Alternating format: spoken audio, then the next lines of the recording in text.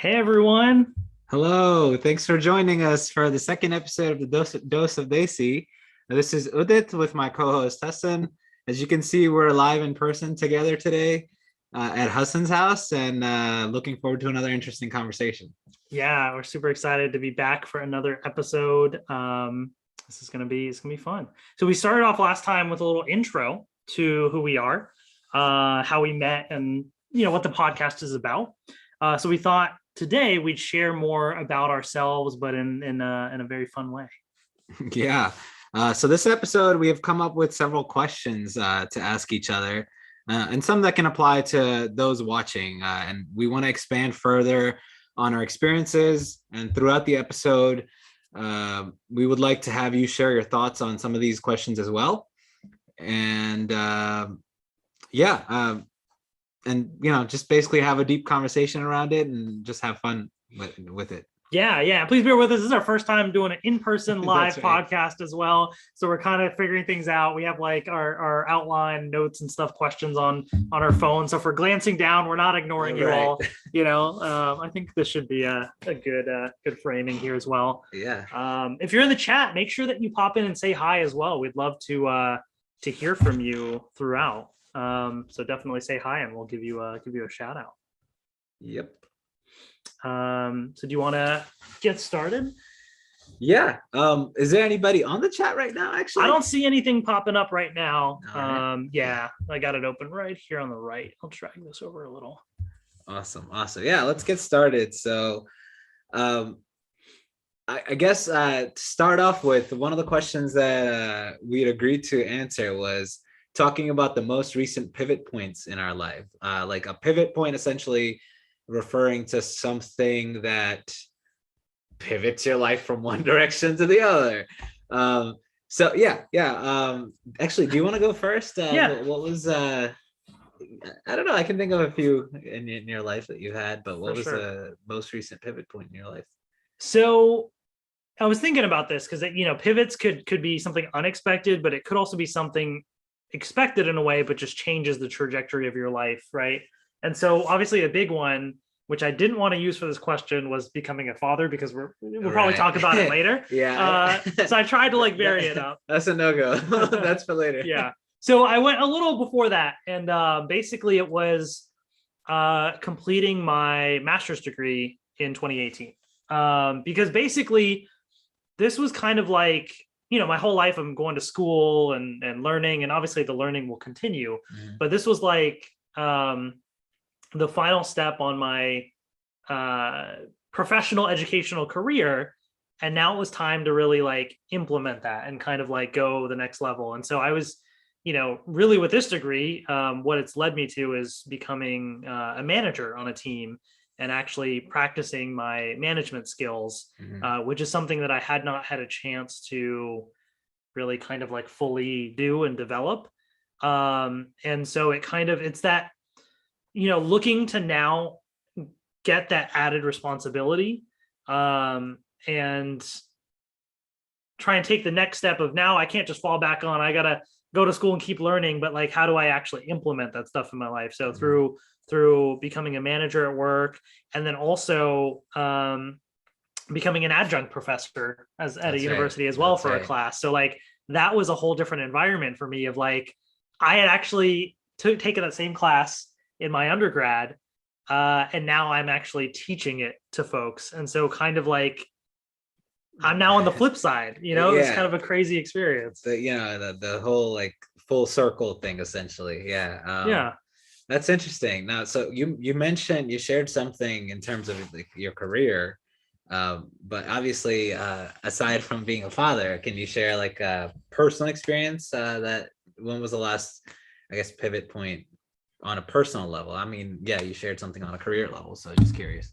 Yeah, well, I mean, I guess I was thinking that in the context of like, I've also kind of struggled a lot in kind of having confidence sometimes, or kind of taking myself out of my comfort zone in certain situations. Mm. And so especially like take the, example of being an adjunct professor, me now, like I don't have anybody to fall back on necessarily. I mean, I know there's like, the the folks at the university, like the dean and stuff, I can kind of work with. But ultimately, it's like this is something I have to kind of lead and do on my own, and I have to like have the background and experience to be able to handle that. So if folks come to me with questions or the things I'm teaching and stuff, I have to I have to really provide something that is um beneficial and useful to folks, and like I had to have the confidence that I could actually do that,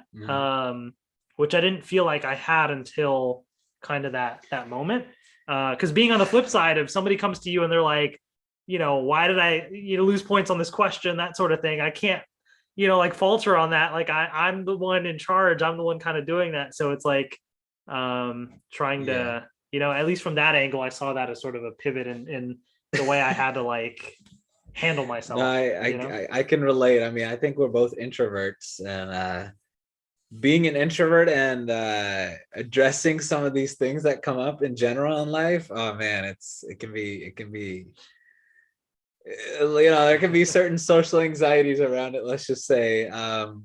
Yeah it's like getting in front of in a class too, and I'm like having everybody introduce themselves, say something interesting, and I have to introduce myself and kind of like I have to get people interested in a topic, because I don't want them to come and just be bored. I have to like you almost kind of have to really like be an extra version of yourself. I was gonna ask, did you find that challenging at first? Did you find that like, I know the whole thing, like fake it till you make it, push yourself out of the box, that kind of thing, but like I don't know, was it challenging? Like in some way, I think there's certain things, not everything that I thought would be as interesting to folks, I think landed on the first time. And so it's like you're talking and then you start to see their faces and they're losing interest. So then you try and like shift a little or get the energy up. You have to like adapt.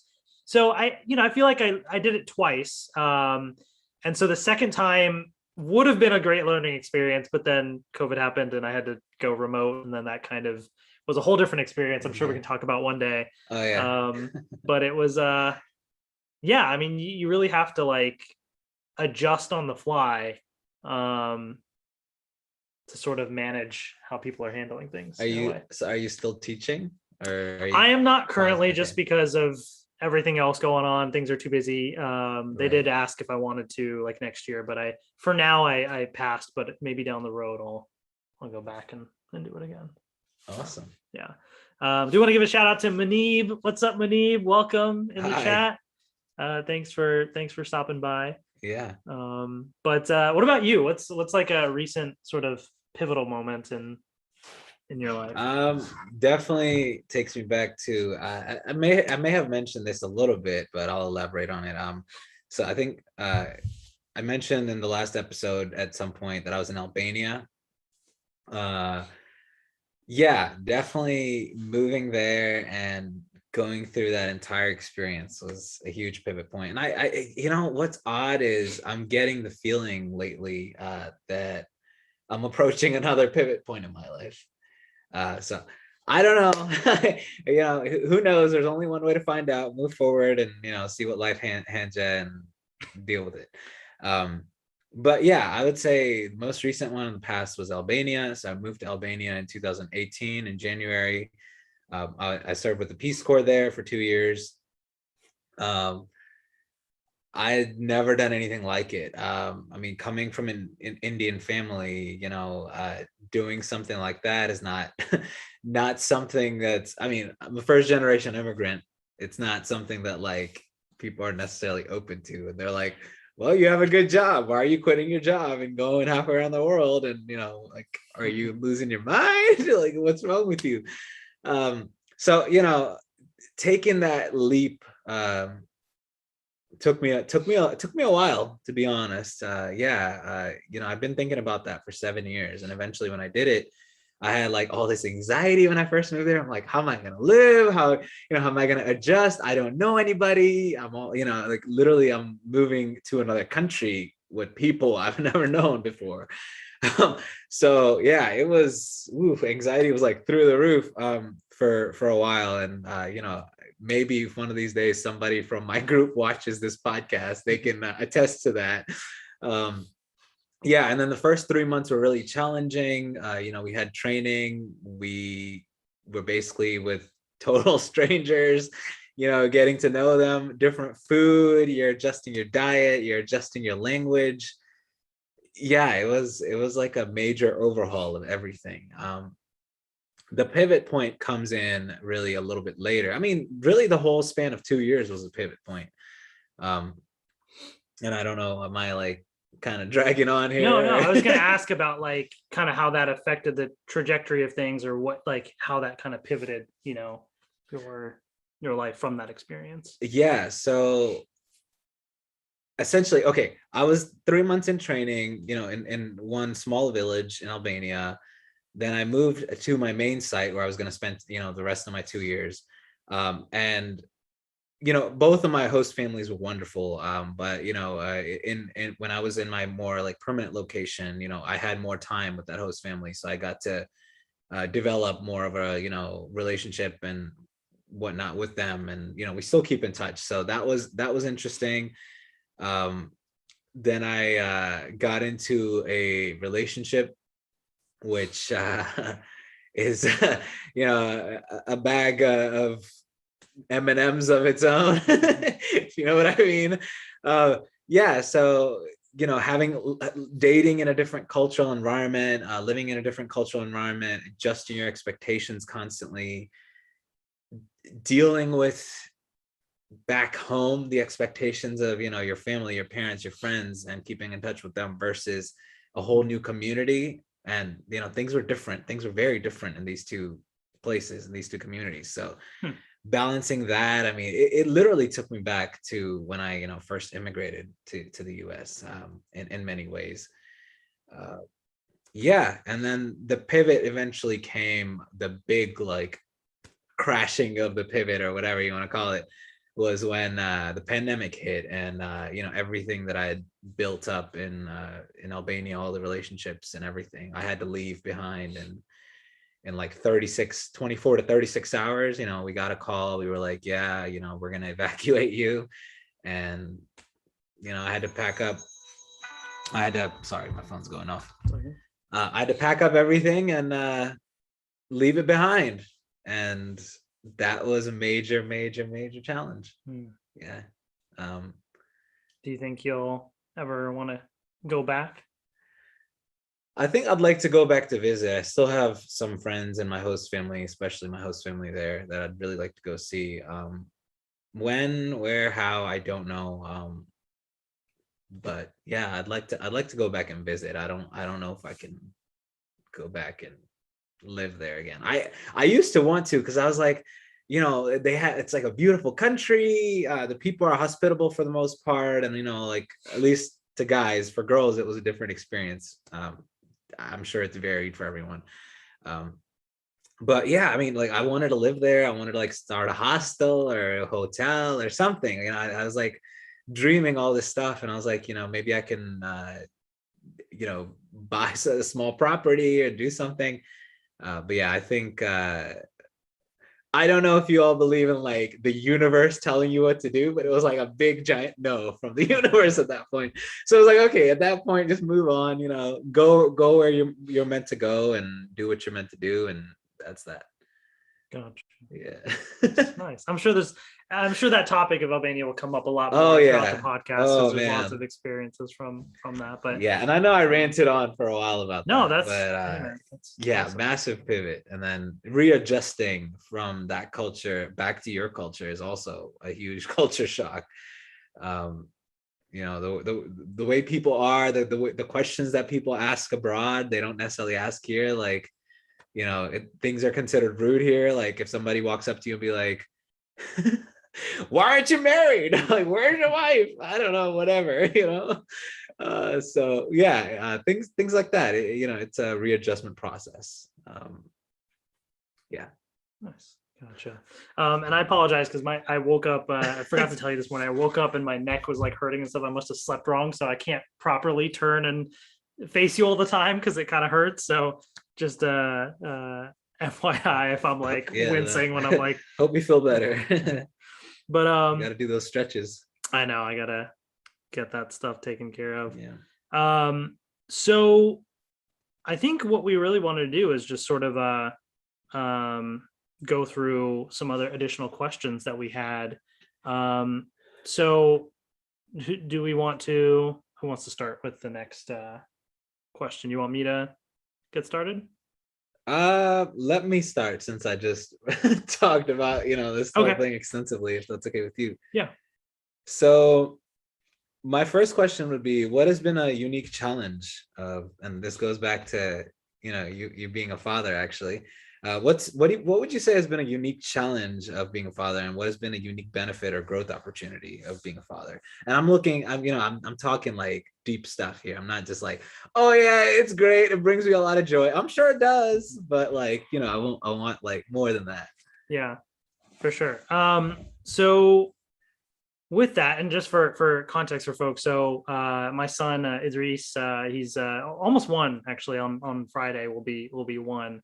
So I've had a year of Happy birthday. yeah, a year of interesting experiences. So starting with the challenge part, um, I think one of the interesting challenges that like you somewhat expect this, but I don't know that I thought about it in this level of detail before, was the fact that along with like Maheen and stuff, we are responsible for someone else's life Right. in a way, and it's like the safety and well-being of this being, and like, if they're Oh, that's crying and terrifying. upset, like what's wrong, like what do I do, and I know there's the standard things of like changing diaper, feeding them, all those types of things, but like even down to, especially now that he's mobile, like he gets into so many things and things that you don't even think about, and I get so worried because I constantly fear, like, we put him in this walker because he wanted to like get more mobile and stuff, and next thing you know, he's running towards this like cabinet, and because he's in the walker, which initially when he's crawling it wasn't a problem, the cabinet's slightly lower enough that if he was going full force his head would kind of hit it, and I put my hand there real quick and caught it the other day, but I didn't even think about that, like all these little things. I put him down one time a few months back to, I sat him down. This is when he could mostly sit up, but sometimes he would fall a little. Went to tie my shoe real quick, just for a second, and he fell over. There's a piece of cardboard right there, and it like scratched his cheek or whatever, and he had like a little cut mark there. So they're taking photos and stuff. This was with Maheen's family for a few days, and all his photos have this little scratch mark and all that, and it just kind of felt bad. But like basically, like things like that I didn't anticipate sort of that. I mean, I know I had to take care of this child, but like the sort of anxiety or worry that comes with like, am I doing the right thing? There's a million types of products out there to purchase. Am I like actually, which one is best for him or not? Which one is he going to take? Is he not going to like it? But then, his health, because the thing is, I don't know if we're doing the right thing. What I will find out is in a few months, if he's gaining weight, then it's working. But if not, then not. That's like every parent's dilemma though, right? Like, I mean, they say every parent who like cares for their child like worries incessantly. Yeah. And like for me, I'm a more, I try and think more like logically about stuff. Like I kind of outline things or have a game plan for stuff. In some cases, you have to throw that out the window here. So for me, it's a bit of a challenge in that like there's not necessarily a lot, like if he's crying about something, it's like, yeah, I can go through the steps of what it might be, but then I just got to figure it out. Like it's kind of that abstract concept of like you don't know exactly what is going on or what he needs, but you just kind of have to be there and figure it out, which I kind of struggle with a bit sometimes. It's more like, is it more like instinctual in a way, because the baby can't communicate with you, so you have to rely on instincts, which I again, not to overgeneralize, but a lot of women are really good at that, right? And hence they make, hence like the maternal instincts kick in, and they're able to take care of kids, whatever. But yeah, so you were saying you're more logical, so it's more of a struggle for you, or? Yeah, I think for sure, and obviously like in some ways, because I'm there and I see him grow up and stuff, like you learn certain cues and things over time. But as the first time, he started crying a lot, or the first time, I don't know, he wouldn't eat something, or I like it's you just don't like, it's like, is there a book somewhere? Do I Google it? Like, what do I, like trying to find sometimes you run to your wife and you ask, what's happening? I know, it's like, oh my gosh, what do you do? And so I think it's like having to accept that it's not going to be as straightforward all the time, but at the end of the day, it's like you're doing your best. And I think that's what every parent goes through this, right? But it's like having to come to terms with that or accept it, of like, you just have to trust what's going on, try and read the signs as much as possible. And you can't, there's no written out guidebook on this, because every experience is different. I will say that's the thing though. It's like love is like that in general. You can't take love and like make it into like logical or whatever. And that's when like anxiety kicks in. And I speak from some experience here. Yeah, love is just, that it's just, you have to just give it over and say, okay, like I have to trust that I know what I'm doing. And so it sounds similar to that in a way, just similar but different. And to that point, like love is a beautiful thing, right? But there's challenges, but then there's beauty in it. So in a way, the unique sort of like benefit or cool thing about being a father kind of relates that in a way of like, I've learned to sort of appreciate a lot more things for what they are and like the world around me, because I can now see things through the lens of somebody experiencing the world for the first time, And so like just the sheer wonder of like, goes outside and he hears the sound of an airplane and he looks up and he like tilts his neck back and just like stares and watches it. Whiplash. I literally have to hold his head back sometimes because he just like, looks. That's but funny. Like in my mind, I'm like, man, what's going through his head of like, he doesn't even know that there's this giant, like it looks so small to him, but like, we're able to fly through the sky and like, he's like experiencing this, like wondering like what's going on. It's like the sheer wonder of that. And just experiencing those moments of like, I go put him for a nap or something and he's tired. So I put my arm around him to kind of, cuddle a bit. Now he puts his arm around me because he's like learning that I guess that's what you do or something, That's cute. And so it's like experiencing the world through like that lens of somebody so innocent right now because they just don't know, all these things. And so it makes me really appreciate it kind of puts things in perspective, because at the end of the day, it's like, okay, well, a bunch of this other stuff doesn't necessarily matter. Like, I don't need to, like people online, like you get into like some random argument about something, whatever. It's like, who cares? It's just a waste of time. Why don't I go and just see the world and enjoy it and appreciate it? Or it's,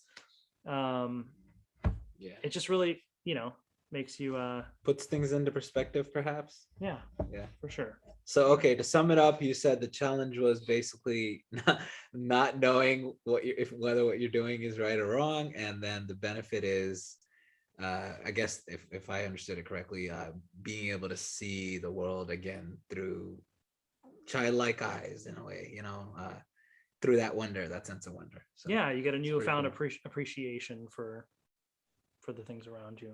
Yeah. I like that. Yeah. You want to give a shout out to Joel? Yeah, Joel. What's up, Joel? Shout out. He says, "What's up, guys? Hooray for episode 2. What's the topic? Sorry, I'm a little late. No worries. We're basically just we just thought we'd ask each other some questions that we prepared just to like get to know each other more and to kind of share more about ourselves with everyone." Yeah, it's more like introductory stuff still. So we're just we prepared a very short like list of questions we wanted to ask each other and just have a conversation around that. So we're gonna get back to our regular programming the next time around. Yeah, and if you all want to react to the things we're saying or certain questions you want to answer, please do. We'd love to read what you say in the chat as well. Are there any others on the live stream? Looks like those 2 for now. Yeah. Cool. Yeah. All right. Do you want me to continue or do you want to ask me something? Well, let's jump around. So so one of my questions. Get up, jump around then. jump. How would you say, since we talked about last time, we met in college, right? So however many years ago that was now, like, how would you say that you have changed since your college days to now?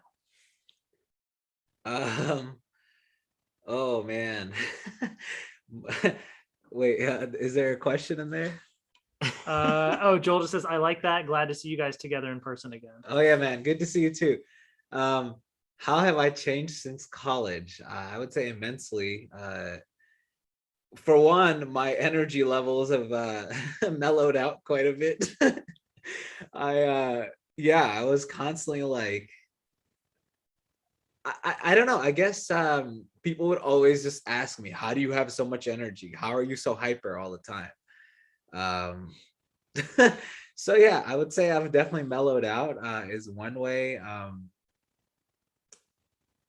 The perspectives that I have, I mean, I'm sure, everybody goes through this to some degree, but um, I would say in hindsight, in terms of career, I think I understand better now that unless your degree is like very technical or specific, it really doesn't matter. Like, if you want to, like, I studied international studies, and I would always think, oh, like I'm gonna go into this field or that field or whatever, but it's more, life is just more broad sometimes, unless you're like a doctor, an engineer, a lawyer or something like that, those are more like specific fields. If you're going to study something in arts, you really have a lot of room to move around and try out different things. So that's been good, challenging but good at times.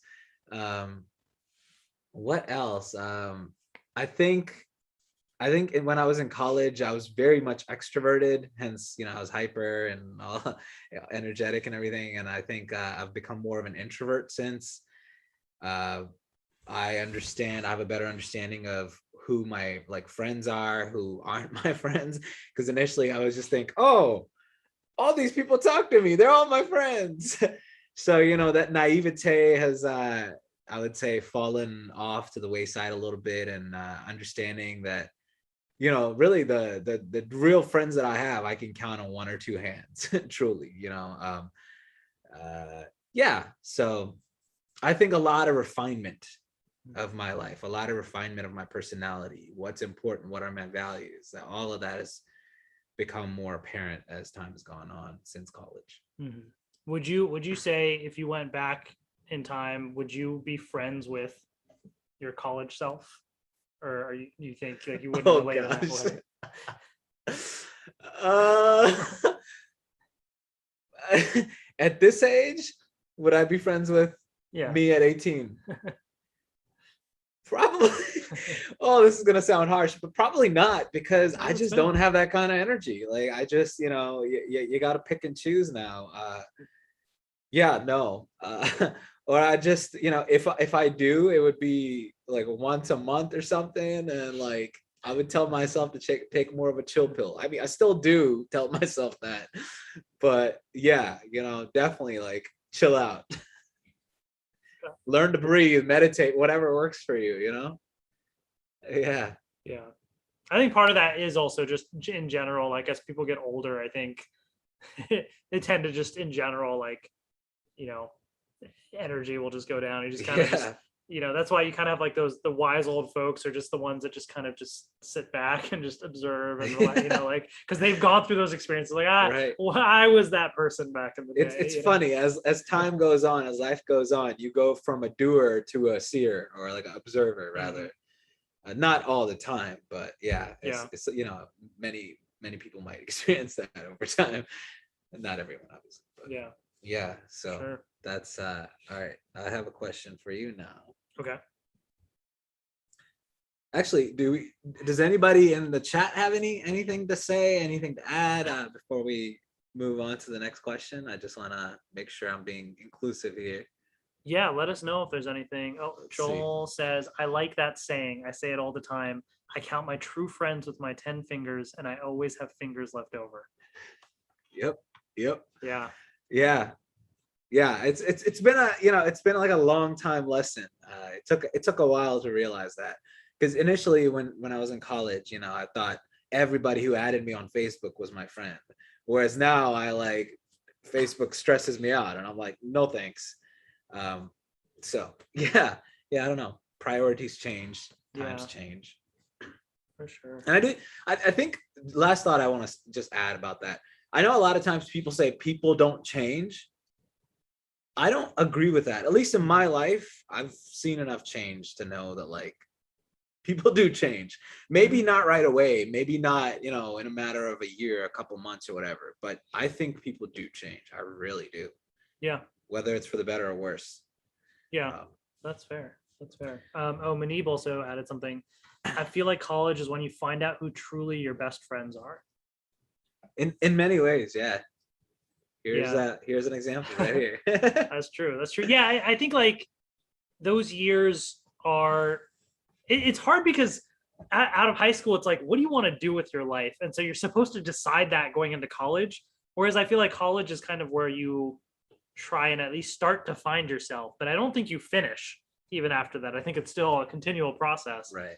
But definitely some very formidable years. Lots of I think it's also interesting learning. Yeah, it's also a time when you have more freedom than you've ever had before. So you get to do things that, well, maybe not necessarily. I know some people commute to college, but even then, like, you know, they have friends groups and stuff like that on campus. So you get to explore and do things differently that you never did before. So that's always fun.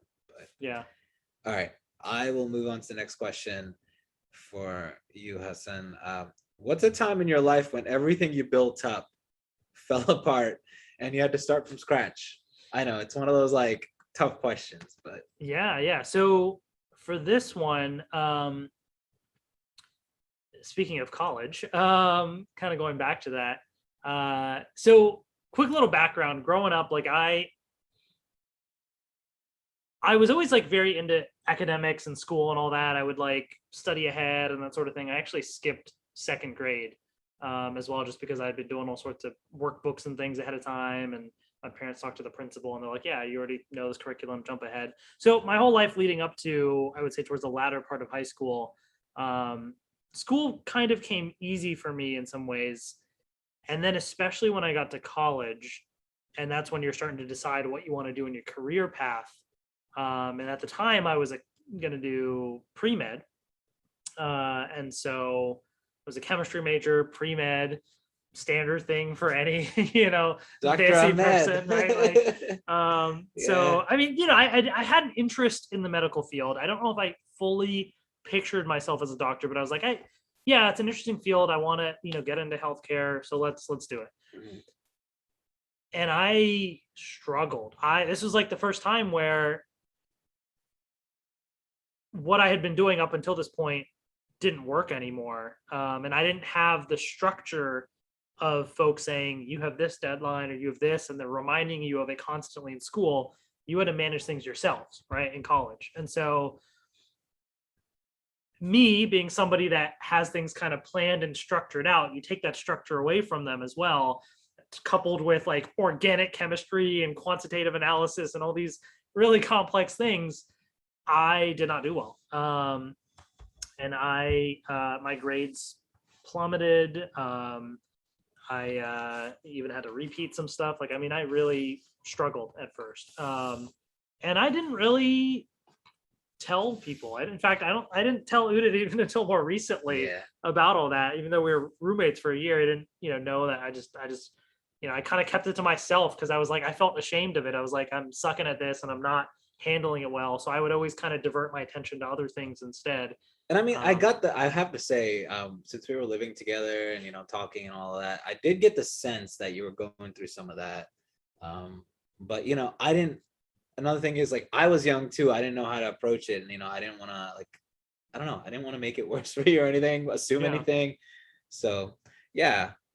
Yeah, for sure. I mean, it definitely was something I was for sure kind of like embarrassed about and didn't really want to talk about at the time and stuff. And then ultimately it came to a head of like, money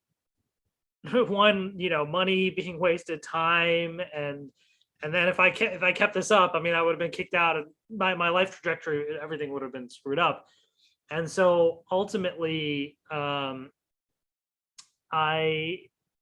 made the decision after 4 years of college to go back home and go to a community college and basically start over, to save on costs. I'm being at home now, can kind of refocus. And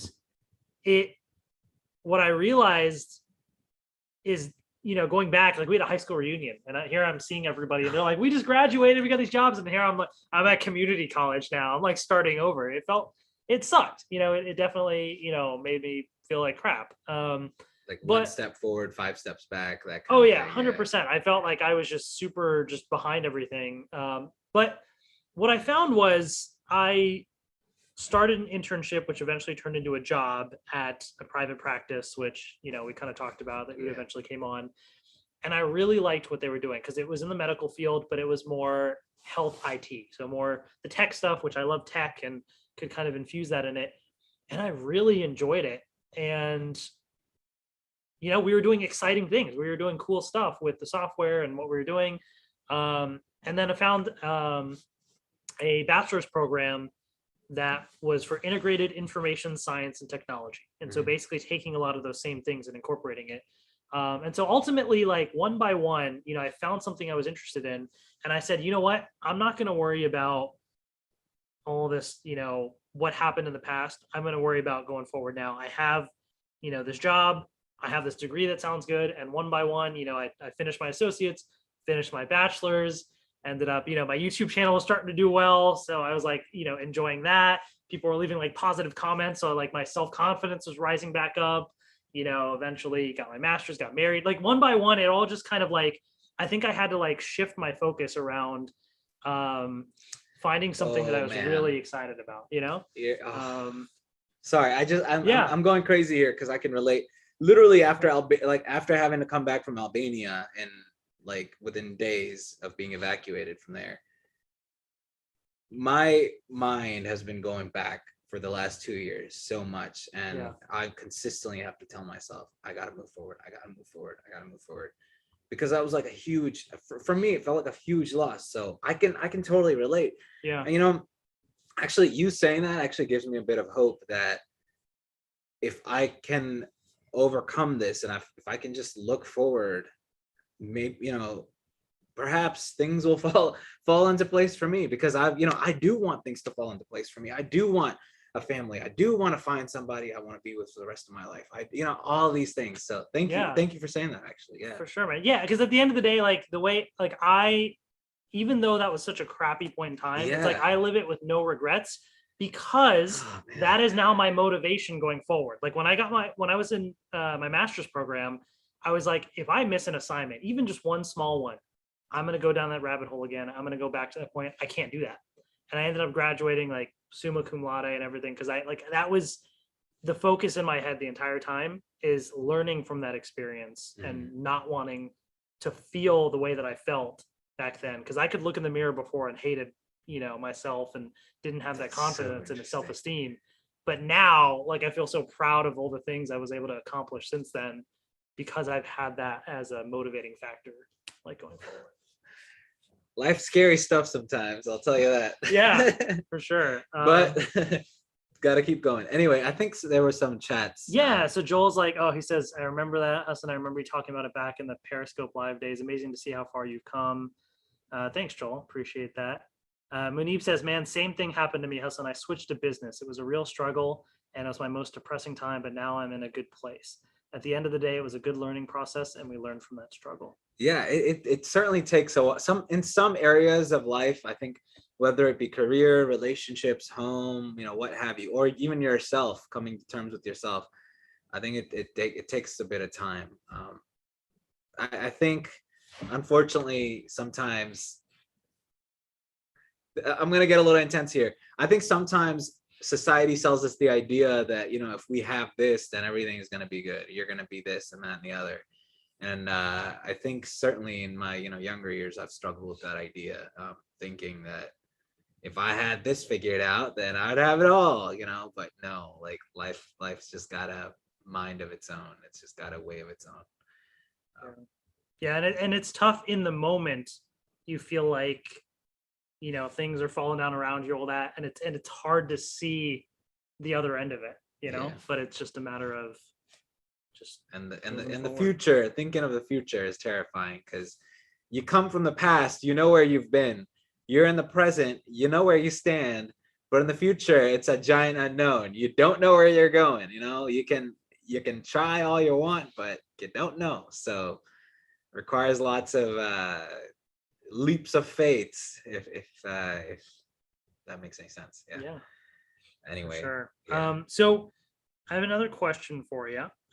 So in your career, you have worked in a variety of industries and types of jobs. Do you feel like that has been like beneficial for you being in all those different, environments, or do you feel like that has kind of been challenging, not kind of having that sort of single track in a way? Like, In my career, right? yeah. I'd say it's been a bit of both. And I know I'm being ambiguous here, but it's been a bit of both because so okay, not to like do comparisons or anything, but just for the sake of this example, like you've been on your track for quite a while now, right? And the advantage of that is you've been promoted, you've made a name for yourself at the company, you've uh, maybe your finances have stabilized because of that, you've learned something in a specific field for a while. So I would say those are some of the benefits. The cons of that is, maybe you want to learn something new that's unrelated to your field, and maybe that's a challenge to switch. Because you've built up all this stuff, and you don't necessarily want to like be like, okay, yeah, forget it. I mean, people do that all the time. Nothing wrong with it, but it's certainly a challenge going from here, and you've built up, your foundation and your tower over here. Going from here to there, it can be a challenge when you've been doing the same thing, or something similar in a field for a while. Yeah. Again, I'm sure there's deeper thoughts and whatnot to that. There's more depth to that than I know of, because you know that better than I do. But that's how I perceive it. I'm assuming, based on the single career track. Whereas the career track that I've been on, it's like a pinball. Yeah, I can't even talk anymore. You get the spring ready, you shoot the pinball out, and you just kind of like, make sure that the pinball is above the, above the thing or within the machine, and it doesn't fall back down. To some degree, it's been like that. But I think, so I'll just share really quick. After undergrad, I moved to, a year after undergrad, I moved to New York. I lived there. I worked in reality television for a bit. That was something that I'd wanted to do. Then I switched to education. I was working at a charter school for a little bit. Then I switched to, then actually I decided to move back home, back to Virginia, and got a job working with Hassan at the same place. Did that for a year and a half. The company got bought out, became a project management consultant, did that for a year and a half. And, then the Peace Corps dream had been calling for forever. Decided to, push through that. And so that's what I mean by the whole pinball thing. I mean, the challenge with that is, one, financially, you really have to like be prepared for what that does to you, I mean, you can't exactly start something stable doing that. And I realize that now, so I mean, even though I still want to go abroad and, travel and all that, I know I have to build a home base. I know I have to say, okay, this is my home. I can always start and end here. And I can, go out and maybe help do development projects abroad or something. That's what I want to do. So yeah, another pro has been, I've become more of a generalist. Rather than being good at one thing and one thing only, like, you're good at health IT, right? Like you're good at health informatics. That's your thing. I guess I'm good at a little bit of this and that and the other. I don't have necessarily, a niche where I fit in, a box that I fit into, and that's okay. Some people, that works for, other people that doesn't. So I would say I worked in IT, so I'm, I can figure out tech fairly easily. I know other languages, like I know Albanian, that can come in handy when you run into an Albanian person on the street. Really, that's the only reason I can think of, unless I go back to Albania, right? Because it's it's not a very like widely spoken language, but it's cool to know. So street cred, I feel, I was having this conversation with someone else actually yesterday. about how I feel like I have tons of street cred, but not necessarily, this. You I got a don't know, lot of whatever stories to else. tell from all your experiences I in do different have things, you know? yeah, I do have a lot of stories to tell, but I think that's what I know I'm making this long-ended, but I think going back to, what I was saying earlier, I feel like I'm approaching another pivot point in my life, in that I think I'm ready for something that's not this pinball thing, it can be, but Mhm. maybe a pinball within a box rather than a pinball outside. It's like the top of the pinball machine is gone and the ball just goes everywhere at once, right? So like maybe containing that a little bit more and saying, okay, I have the skills that I need. I can do what I want, but within that I can have a sense of freedom of, exploring and doing things. But I think it just helps you focus in your energy a little bit more. So your energy is not going, all over the place, sporadic, you're wasting it and all that. So you can actually build something like if you're trying to build an engine, you're not going to be like, oh yeah, let me just hammer here, hammer that. Like you have to be precise. Yeah, there's It certain takes steps that you have to follow right. versus, yeah. So I think I'm understanding the value of that now, and yeah, working towards that. And I'll just Nice. leave it at that. I think we had another Yeah. couple of So chats Joel, here. so from the last point, he had Yeah. actually said that's exactly what I was talking about the other day. Life is a curveball and different for everyone. It doesn't matter if someone else is more or less than you. And then for what you're talking about now, he said there's people who are good at a little bit of everything, while some people only stick to one thing, and that's fine. Yeah, I think it's different approaches. Don't ever believe if anybody tells you this is the right approach, the wrong approach. It's just, yeah, the world is diverse, people's approaches are diverse, and the way things work are diverse. So I'm just gonna leave it at that. Yeah. Yeah. My turn. Okay, let's see here. Yeah, let's do something lighthearted. I know we've kind of gone in deep today. What would you say is one of your favorite quotes? I'm a big fan of quotes. Yeah. So So I'll say my quote and then see if you know who it is. all right, Uh, all right. Happiness can be found even in the darkest of times if one only remembers to Harry turn on the Potter. light. It's from that series. I Actually. knew it. Yes, man, I know you so well. Say that. Can you say the quote again? I interrupted you. I'm sorry. Happiness can be found even in the darkest of times if one only remembers to turn on the light. Dumbledore. Yeah. See, man, I'm such a nerd. Yeah, I knew it. Yeah. Yeah. That's just one thing that it's like always stuck with me from when I read it, like kind of in the books instead of the movies, of like, I always try my best to like think positively, or try and have an optimistic outlook if I can. And just that quote kind of sums that up, of like, you can be going through all sorts of things, but just take a step back and realize that, like, no matter what's going on or how deep or terrifying or challenging or anything it is, it's like, if you're in the dark, just turn on the light, just like take a step back, refocus, reprioritize, and just remember what's important. And Yeah.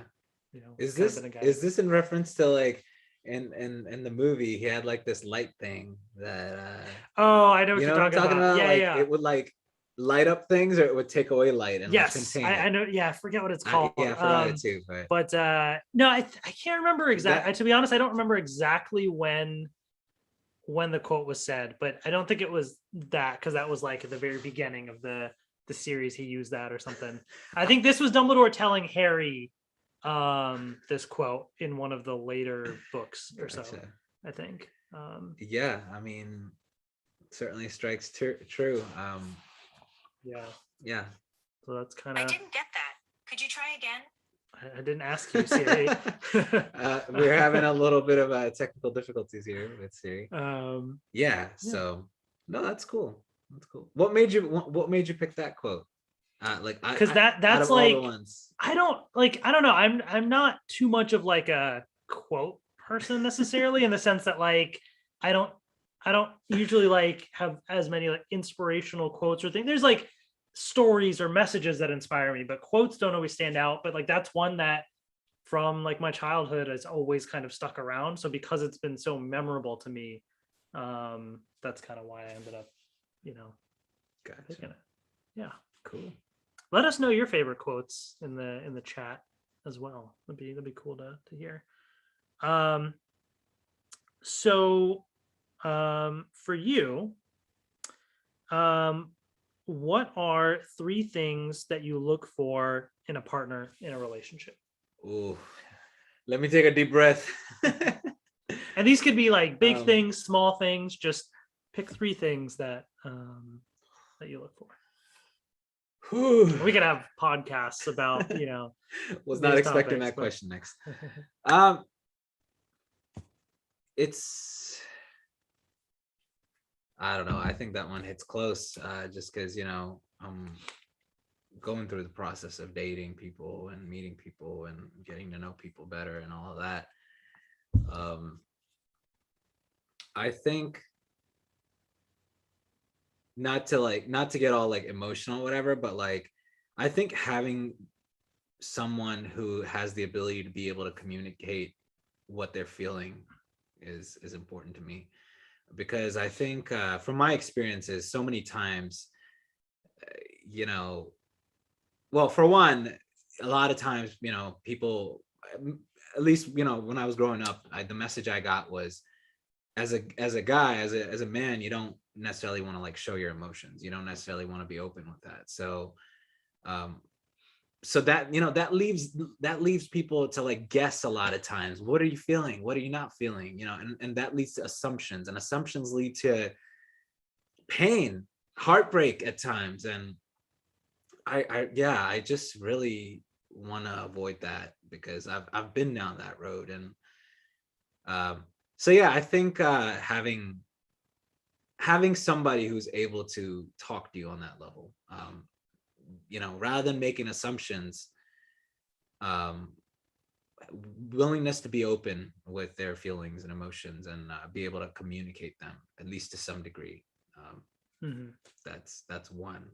I think communication is huge for sure. Yeah, but like communication's huge, you know, in terms of like, you know, you have a wife and a kid, you know, maybe you have to coordinate and how you take care of Idris, but like, you know? like deeper, like meaningful Yeah. sort of communication about your kind of feelings and thoughts. And And I mean, I've heard, you know, stories in the past about how couples get, you know, torn apart because you know, initially it was exciting and all this, but then as time went on, they didn't communicate how they felt. They, you know, they just assumed things. And I feel like that's something I just don't want to do.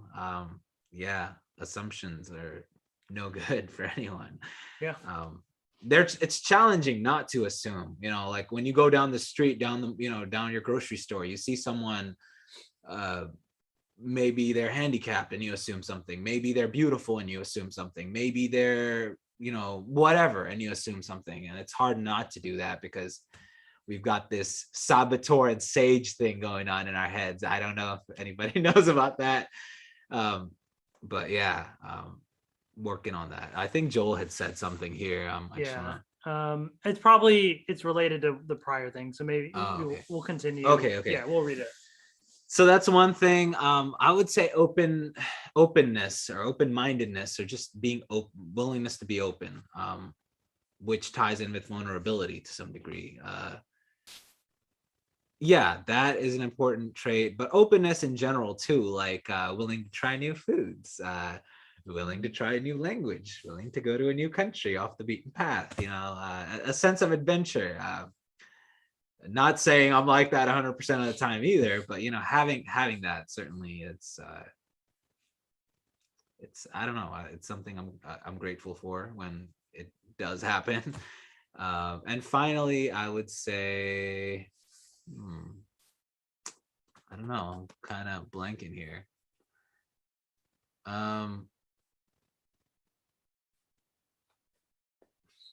Help me out here. I don't know.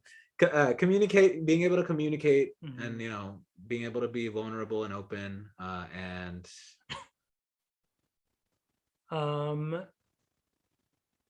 so let's see. I mean, the one thing that comes to mind is being willing to put judgments aside. Because if there's judgment there, then there's no love there. It's just that simple. And that is, again, a very difficult thing to do for human beings in general. Not impossible. Plenty of people do it. Plenty of people work on it and get there. Yeah. But And I think like that's all interrelated, too, in the sense of like you have to be open to that. You got to be able to, put those judgments aside, and that can help you to communicate, your feelings and stuff more, right? So it's like it all kind of relates together, right? Yeah, I had one. Okay, this is my third one officially. Self-awareness. That's it. I'll leave it at that. Having self-awareness, man, like, yeah, in a partner, and also being self-aware. I mean, it can only help. I think it can only help. Yeah, and that also leads to being open about things and kind of being able to delve further into your feelings too, if you're kind of aware of yourself. So I mean, being willing to also, admitting when you're wrong, like when fights are inevitable in relationships sooner or later, or arguments or whatever. Being willing to admit when you're wrong, or at least saying, okay, that part of this argument, that part of this fight, I take responsibility for being wrong. I admit, I'm sorry I said that, I got triggered, or I felt unloved for a second, or whatever, all of that. So self-awareness is massive. Yeah, and everybody has their own, in a way, like your own love language, right? Like different people handle things in a different way, in terms of like some people communicate or like talk things out. Some people kind of like, I don't know, want to like go out and do things with people. I don't know, like you have a different way of expressing and wanting love. And I think like that's important in having self-awareness of what you want and being open to allow, you to accept what other people want. But I like Joel's comment that he just put out there. He said, I'm getting touched on all things being talked about. I've never seen or heard a podcast talking about men's feelings. Thank you guys. It's not easy, man. Like, I on the one hand, I'm like talking about it because I'm just, fully being myself. But on the other hand, sure, there's a part of me that's going, oh gosh, I hope people don't like tear me apart for this or whatever. But you know what? Yeah, I know I'm emotional. I know I've gone through all this stuff. So, whatever. Just gonna be myself. And that's part of it, is like, yeah, we want to stay true to who we are, break down the stereotypes out there, because like you said, like this is a real thing that people go through. People just don't talk about it all the time, and they should. And I think that's, we want to break that down and really like have those conversations. So and then real quick, to kind of follow up on what he said before, one of my favorite quotes is, some people want it to happen, some wish it would happen, others make it happen, by Michael Jordan. Wait, make it happen. That's also like a slogan, right? Probably. I don't remember, but I wouldn't be surprised. It's like that was like a thing from like one of the brands. I've heard it before. I can't. Or just do it is Nike. I know. Yes, that is. I'm sure it probably is. Make it happen. I'm sure it probably. You know what that reminds me of? Recently, I watched this ad. Actually, Joel.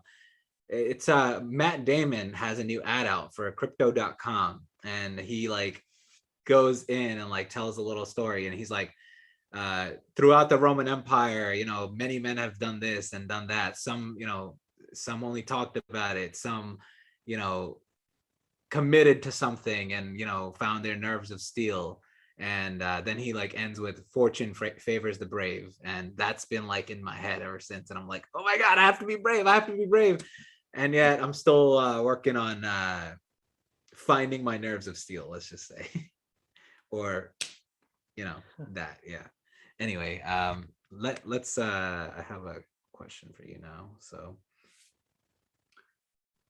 if you could go back in time and learn one unique skill, what would you want to learn? I would want to learn some languages, some additional languages. Just because I think like nowadays, to be honest, it comes down to I just don't have time, like, because between histories and everything else and work and stuff, it's hard to find the time. Thanks, Joel, for stopping by. Yeah, Joe, thanks so much. Appreciate it, man. It's hard to find the time to kind of do all that, and also I feel like it's easier to learn when you're younger. And I've just been watching, I don't know, like different. There's like this YouTuber Shauma NYC that like goes around learning languages. I don't Oh know if you've yeah, seen. yeah. And he like He speaks Chinese, right? Like Chinese, but Mandarin. now like a bunch of other languages and stuff too. He practices, so he goes and like finds people to speak those languages, and just I don't know, you see their face light up and stuff, and they kind of build an instant connection. And it's all about like connecting with people and like in a way that you can't do with that. Like that, it kind of like shows that you're open and willing to like learn their culture in a ways too, or kind of you respect it because you're learning their language. And it's just like it opens you up to like more connections and kind of being a part of the world. Like I've thanks to like Twitter and all that, like I've started to meet a bunch of people from all over the world. I feel like I can say I have friends all over the world. Like I took a trip to Singapore with Maheen, and Oh we yeah. met up with a friend Kim who you know as Yeah. well. And it's like as a kid I would never have thought in traveling around different countries I'd know people there. But to get to travel around and if I was able to like speak the language or something, I think that would just be a cool experience. Like you see there'd be a whole new level of experiencing the world in a way. So that'd be cool. That's pretty cool. That reminds me, actually, I have a friend, his name is Oliver. I traveled a bit with him around Eastern Europe and Turkey and a couple other places, and he's very like language focused. Like he's very good at learning, picking up languages, teaching languages. So shout out to you, Ollie. I'm sure he's probably never gonna watch this, but in case he ever does, shout out to him. Yeah, it's so impressive to me whenever people like they can speak 4 or 5 languages, all that. I'm like, yeah, it's just that's so cool, like. I think last I checked, he was in Israel teaching English there. So yeah, he's super cool dude, and yeah, I miss some of the adventures we had together, like traveling around and stuff. So Nice. yeah. So I have one more question for you. Sure. What's a movie that like really resonated with you in some way, or you had like a big reaction to when watching? This is a hard one for me. I feel like every movie gets has a reaction from me. If it's like a romantic comedy or something, then it's like, oh, partnership, love, all of that kind of stuff. Being single, like it elicits an a response from me to some degree. You're like, okay, that's cool. Like it'd be nice to feel some of that. Then you go in and we watch action movie, and I don't know. I think movies are, unless it's like a terrible movie, and then you're just like either laughing or you walk out. I don't know. What's one movie? There are a few I can think of. I can't really just name one. I know. I remember when I watched Inception for the first time, I thought it was like genius, just because it was so different. The concept was so different from anything like I'd ever seen before. And a lot of Christopher Nolan movies are actually like that. Some have been better than others, in my opinion. But yeah, so that I don't know, it just made me think. It really does, because it goes down so many layers of things. It's so complex, and it just makes you really delve into like the meaning of certain things or how things can be interpreted. Like it's I love that movie. Yeah, so that's one. On a more like emotional level, like going, taking me back maybe to my childhood, my days when I was growing up and everything, I would say Slumdog Millionaire was something that really hit hard for me. I mean, all the stuff that happens in the movie, I mean, I can't say it like I can relate to it 100%, but it certainly took me back to my childhood, to the things that I saw around me, to the things that, both just and unjust things around me. And it really like made me very emotional. It made me like, I don't know, just made me wanna be back in India, or want to do something about it, like, help fight some of the unjust things that are happening. I don't know, it just elicited this very primal response in me, from my childhood, I would say. Another movie was like, I think another movie came out a couple years ago, Lion. I felt similarly, but Slumdog Millionaire had a more like oomph, like Yeah. hardcore response. And then finally, I would say on a more like lighthearted level, movies like, I don't know, with myths, symbolism, mythical type of stuff, that's always fascinating. It doesn't necessarily, it's more so just on an intellectual level that it, makes you think, makes you wonder. Yeah. So I think I've covered the three different facets: emotional, intellectual, and whatever else the third one was. So emotional and intellectual. That's, yeah, I'll just go with that. Nice. I think I too had like one last question for you, and I know we've gone, over our usual like 1 hour time limit. So thanks. Is anybody on there, or Winnie still on there? Or? I don't know. There may be people watching or not, but they may not be. I don't know. Yeah. I don't see anything in the chat. Well, thanks to the people who've stuck around. Here's my final question for you. When you were a wee little child, what did you want to be when you grew up? So I think when I was really little, I wanted to be like a conductor, like on trains, like just to drive trains around because I love trains, Thomas the Tank Engine and all that. But then growing up, like for something that I thought about for a while is being an author. And I actually wanted to write like fictional stories and share those stories. I had some ideas for some things that I wrote that looking back on are not great, but it was an idea at the time. There's little pieces of it actually that were kind of used in Avatar: The Last Airbender, so I can't even use that idea now. Did you steal it, or did they steal it? Well, I mean, nobody stole it, but I'm kidding, I'm kidding. it basically was all about like elements and stuff and like superheroes and things like that. But I just thought, I don't know, like I've always enjoyed the concept of, or just storytelling in general. And I feel like my interest in that has remained consistent over my life, but maybe changed through various forms of media, where I don't read as many books now, but I enjoy storytelling and the thought of storytelling myself through different lenses of, well, one, now YouTube is a platform, but even just watching movies and just consuming media in different ways. I think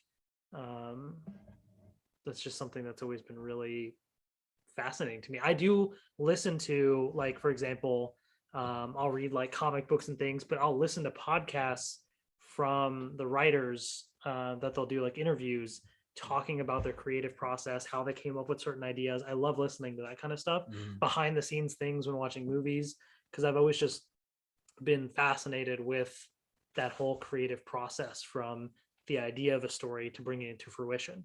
I actually even have, and I need to read more of it, this massive, they just released, Marvel Studios did this whole 10-year book. It's like huge, documenting their entire process of the 10 years of movies leading up to Avengers Endgame. And like I love that kind of stuff, like the whole learning about that whole process, because I think it's cool, the idea of bringing an idea that someone has and sharing it with the world is still something that really interests me.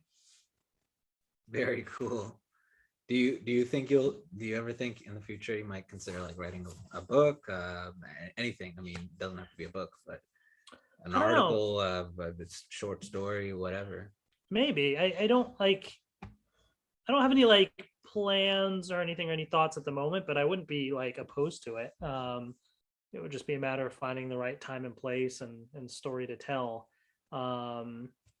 But yeah, you can write a children's book and share it with Idris, or write it for him.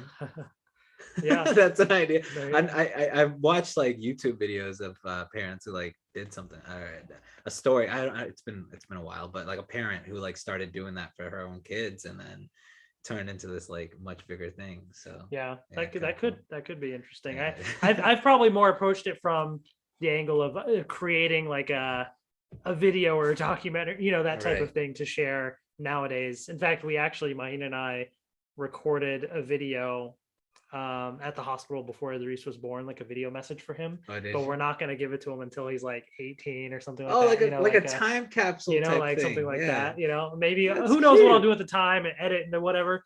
But yeah, it's a secret message. No one will That's so ever know cute. until Yeah. he's much older or something, just for fun.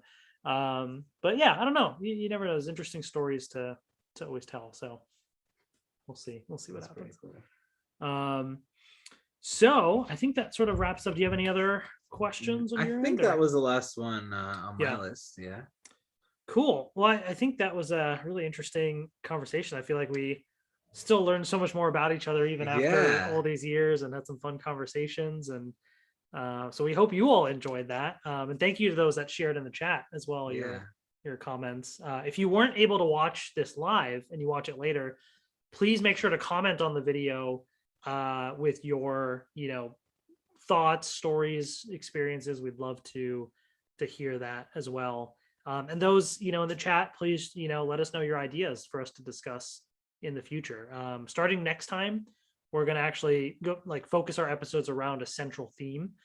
So, we had our introduction podcast, now kind of getting to know us. Now we're going to like the themes for each episode. And we'll be posting a poll on Twitter and YouTube asking which topic you'd like us to discuss next. So we'll be using social media to get some feedback from you all. So check that out. Awesome. And yeah, in case you have any questions, like you already said, or comments afterwards, or you're watching this later, we wanted to give our social media for you to reach out. Our Twitter handle is the Dose of Desi, and our email is the Dose of Desi pod@gmail.com. Again, make sure you're subscribed if you want to be notified about our next episode. I think now that we've got this thing going, we'll probably do another episode maybe in December sometime, right?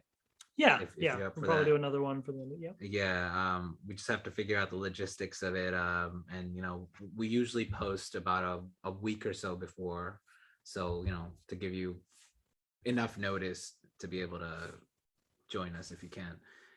Yeah, and I think we have some interesting topics in the future too.